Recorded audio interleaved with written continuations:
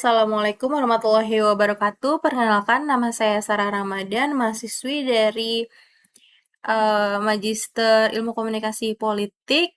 Pada hari ini saya akan mempresentasikan guna untuk memenuhi TS atau ujian tengah semester dengan mata kuliah Komunikasi Pemerintah dan Kelompok Masyarakat Sipil yang dinaungi oleh dosen Bapak Wahyu Tama.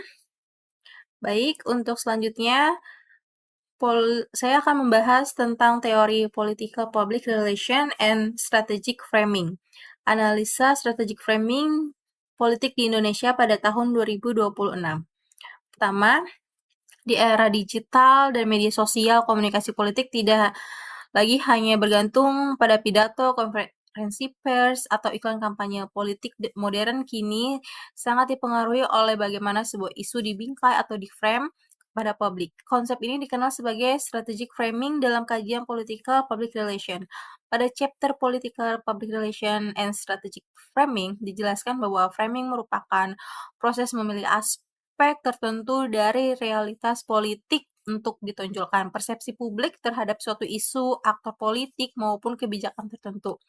Strategic framing menjadi alat penting bagi politisi, partai politik, pemerintah, media, dan buzzer digital dalam mempengaruhi opini masyarakat. Dalam konteks Indonesia tahun 2026, praktik framing politik semakin terlihat terutama melalui media sosial seperti TikTok, Instagram, X, dan YouTube. Untuk selanjutnya ada konsep political public relation dan strategic. Menurut Fiorella, framing dalam politik itu digunakan untuk mengidentifikasi masalah, menentukan siapa yang salah atau benar, memberikan penilaian moral, dan serta menawarkan solusi tertentu terhadap isu politik yang sedang terjadi. Framing bekerja dengan cara menunjukkan informasi tertentu, mengurangi informasi lain, dan mengarahkan emosi audiens membentuk interpretasi publik. Dalam political public relation, framing dipakai untuk membangun citra pemimpin, menyerang lawan politik, membentuk legitimasi kebijakan, mengaruhi agenda media, hingga menggerakkan dukungan politik. Bentuk-bentuk strategik framing dalam politik, beberapa bentuk framing yang umum digunakan antara lain seperti isu framing. Isu dibingkai dengan sudut pandang tertentu, contohnya kenaikan pajak dibingkai sebagai penyelamatan ekonomi nasional. Terus sementara posisi membingkainya itu sebagai beban rakyat. Kemudian yang kedua ada responsibility framing, menentukan siapa yang dianggap bertanggung jawab atas masalah. Contohnya, pemerintah menyalahkan kondisi global, padahal oposisi menyalahkan kebijakan pemerintah. Selanjutnya yang poin 3, narrative framing, menggunakan cerita, emosional, dan simbolik untuk mempengaruhi publik. Contohnya, pemimpin digambarkan sebagai wakil rakyat kecil, atau lawan politiknya dianggap elit dan tidak peduli dengan rakyat. Terus ada risk framing, menunjukkan ancaman atau risiko tertentu. Framing bahwa kebijakan tertentu dapat mengancam stabilitas nasional atau membahayakan ekonomi rakyat. Contoh kasus politik Indonesia tahun 2026, saya mengambil contoh kasus yang berjudul tuh framing politik terkait kebijakan kenaikan harga dan efisiensi anggaran pemerintah. Pada tahun 2026 ada salah satu isu yang ramai diperbincangkan publik Indonesia adalah kebijakan efisiensi anggaran dan penyesuaian harga beberapa sektor publik akibat tekanan ekonomi global serta melemahnya daya beli masyarakat. Pemerintah membingkai kebijakan tersebut sebagai langkah penyelamatan fiskal dan stabilitas ekonomi nasional. Di sisi lain, kelompok oposisi serta sebagian masyarakat sipil membingkai kebijakan itu sebagai beban tambahan bagi masyarakat menengah dan bawah. Media sosial kemudian menjadi arena utama framing politik. Pemerintah menggunakan narasi stabilitas ekonomi, oposisi menggunakan narasi keberpihakannya kepada rakyat, terus influencer politik memperkuat emosi publik melalui konten yang viral, dan media online tuh membangun headline yang memperkuat frame tertentu. Analisis strategic framing pada kasus Indonesia pada tahun 2026 itu pertama, pemerintah menggunakan economic stability frame, Maksudnya adalah pemerintah mencoba membentuk persepsi bahwa efisiensi anggaran adalah langkah nasional, kebijakan diperlukan demi menjaga APBN, dan Indonesia harus menghadapi ketidakpastian ekonomi global. Frame ini bertujuan membangun legitimasi kebijakan, mengurangi resistensi publik, dan menjaga kepercayaan investor. Strategi framing yang dilakukan melalui konferensi pers, narasi media nasional, kampanye digital kementerian, serta penggunaan data ekonomi sebagai legitimasi. Yang kedua, oposisi menggunakan people center frame. Maksudnya adalah kelompok oposisi membangun framing bahwa rakyat menjadi korban kebijakan, pemerintah terlalu fokus pada proyek-proyek besar, dan kesejahteraan masyarakat diabaikan. Frame ini lebih emosional dan mudah viral di media sosial karena dekat dengan pengalaman sehari-hari rakyat, menggunakan bahasa yang sederhana, mengandung unsur empati dan kemarahan sosial. Strategi ini efektif terutama pada kelompok kelas menengah, pekerja informal, dan generasi muda pengguna media sosial. Yang ketiga, ada media sosial mempercepat framing kontes.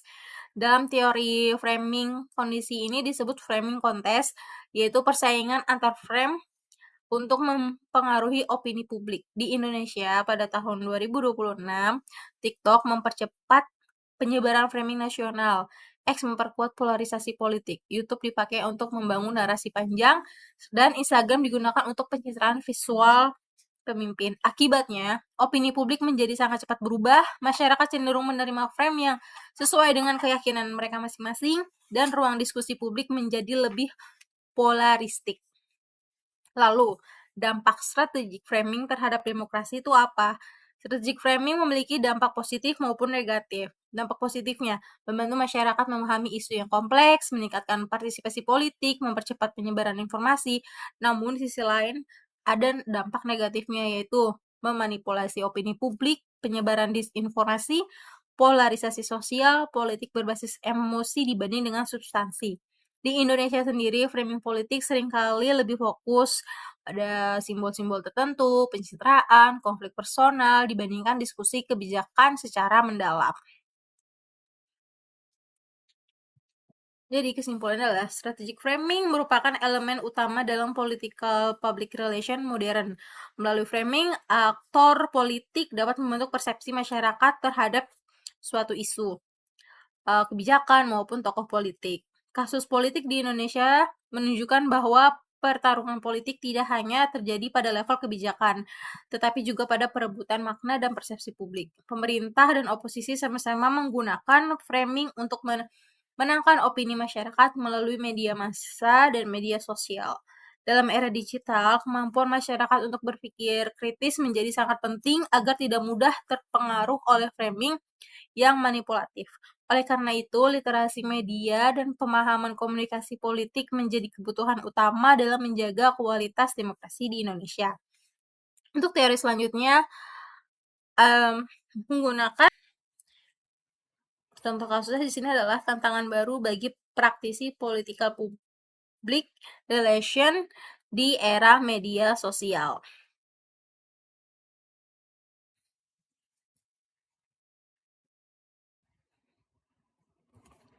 Analisa berdasarkan pemikiran Kara Alaimo pada chapter 17 dan kasus di Indonesia tahun 2026, perkembangan media sosial telah mengubah secara fundamental praktik komunikasi politik modern. Dalam chapter New Challenge for Political Public Relation atau PR, Professional in the Era of Social Media, Kara Alaimo menjelaskan bahwa praktik political public relation tidak lagi hanya berhadapan dengan media massa konvensional, tetapi juga harus mengelola arus informasi digital yang sangat cepat, tidak terkontrol, dan seringkali dipenuhi disinformasi. Media sosial membuat setiap individu dapat menjadi produsen informasi sekaligus penyebar opini publik. Akibatnya, kekuatan komunikasi tidak lagi dimonopoli pemerintah, partai politik, atau media arus utama. Kondisi ini menghadirkan tantangan baru berupa penyebaran hoax, manipulasi opini publik, serangan buzzer, polarisasi politik, hingga krisis reputasi digital yang dapat berkembang hanya dalam hitungan jam. Menurut Karalemo, praktisi PR atau public relation politik saat ini dituntut untuk merespon informasi secara cepat dan real time, mengelola komunikasi dua arah dengan publik, menghadapi disinformasi dan propaganda digital, menjaga kredibilitas institusi di tengah rendahnya kepercayaan publik, memahami algoritma media sosial yang mempengaruhi persepsi masyarakat. Fenomena ini sangat relevan dengan kondisi politik saat ini, ketika media sosial menjadi arena utama pertarungan opini publik. Regulation itu ada 4, yaitu disinformasi dan hoax politik. Salah satunya tantangan terbesar adalah maraknya disinformasi politik. Media sosial memungkinkan informasi palsu tersebar secara masif melalui akun anonim, buzzer, maupun jaringan propaganda digital.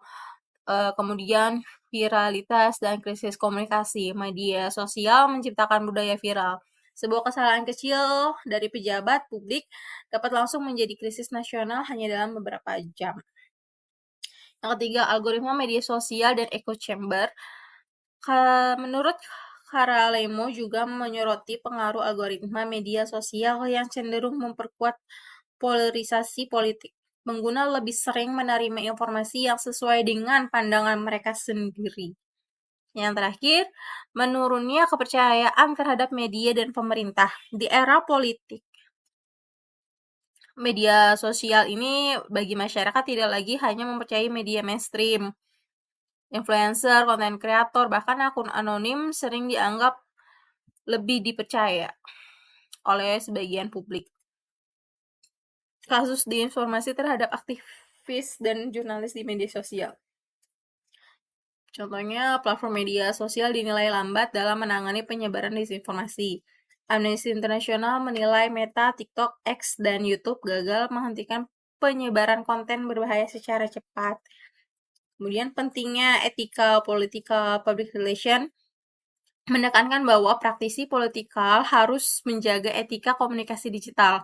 Penggunaan buzzer, manipulasi informasi, maupun propaganda dapat memberikan keuntungan jangka pendek tetapi merusak legitimasi politik dalam jangka yang panjang.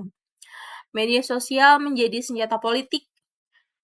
Media sosial tidak lagi sekedar alat komunikasi, tetapi telah berubah menjadi instrumen propaganda politik dan pembentukan opini publik. Narasi yang disebarkan secara terkoordinasi dapat merusak reputasi individu, membungkam kritik, dan mempengaruhi persepsi masyarakat terhadap lawan politik. Krisis kepercayaan politik ketika publik sulit membedakan informasi asli dan propaganda, maka kepercayaan terhadap institusi politik akan menurun.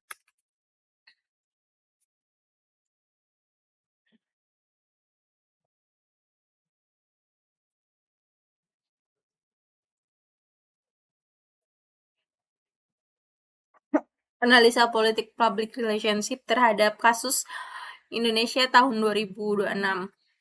Media sosial menjadi senjata politik, kegagalan pengendalian disinformasi, krisis kepercayaan publik, penting etika.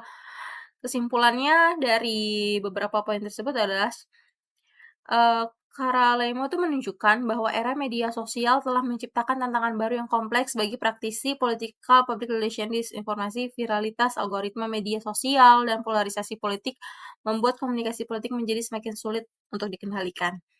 Kasus ini memperlihatkan bagaimana media sosial dapat digunakan sebagai alat propaganda politik sekaligus arena pertarungan reputasi digital.